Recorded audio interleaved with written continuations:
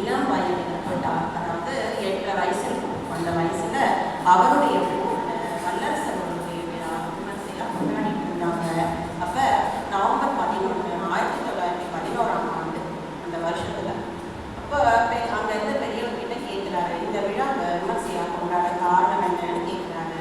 பெரியவரோ வல்லரசருக்கு முடிசூட்டு விழாக்கா, அதனாலதான் விமர்சையா கொண்டாடிட்டு இருக்கோம்னு சொல்றாரு. ஆலப்பரஞ்சோதியோ அரசரையே பெரியவரா அப்படின்னா பெரியவர்கள் கடவுளை பார்க்க முடியுமா அப்படின்னு கேட்கிறாரு. பெரியவரோ பார்க்க முடியுமே அப்படின்னு சொல்றாரு. அரசருக்கே பெரியவரான கடவுளை பார்த்தே ஆகணும்னு ஒரு தீவிரமான எண்ணம் தோணுச்சு.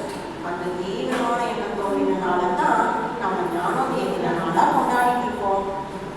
அந்த 8 வயது பாலகனுக்கா இந்த மாதிரியான நல்ல உண்டாயிருக்கு கேட்பதற்கு ரொம்ப சந்தோஷமா இருக்குமா?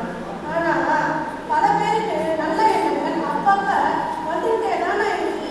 ஆனா நல்ல எண்ணங்கள் தோன்றிய நாளையெல்லாம் விழாவாக கொண்டாடுவது எப்படி சரியாகுமா? புரியலையம்மா. சொல்றேன் கேட்கலாமா? பலருக்கும் நட்சத்திரம் உண்டாகிட்டு இருக்கு. ஆனா நம்ம பரஞ்சோதி மகானுக்கு ஏற்பட்ட அந்த சிந்தனையை தைரியதாரியாக பிடித்து அந்த நல்ல நாட்டம் நிறைவேறும் வரை வாழ்வின் கடமைகளை ஆற்றிக்கொண்டு அருள் பாடுபட்டு தவம் வாழ்க்கை மேற்கொண்டு ஞான நிலையை அடைந்தாருமா, பரஞ்சோதியாய் மறந்தாருமா. இதற்கெல்லாம் காரணம் என்ன நினைக்கிறீங்க?